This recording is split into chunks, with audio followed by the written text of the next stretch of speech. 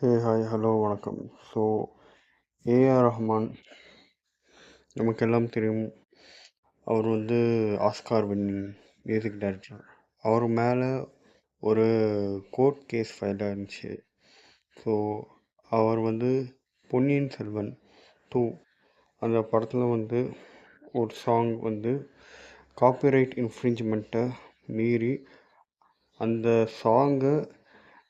ஒரு சாங்கை காப்பி அடித்து பொன்னியின் செல்வன் 2ல் போட்டுட்டாங்க அப்படின்னு ஒரு கோர்ட் கேஸ் ஃபைல் ஆகி அது ஏஆர் ரஹ்மானுக்கு எதிராக போய் இப்போ டெல்லி ஹைகோர்ட் அவரை 2 கோடி ரூபாய் கொடுக்க சொல்லியிருக்காங்க அஃபெக்டட் பார்ட்டிக்கு.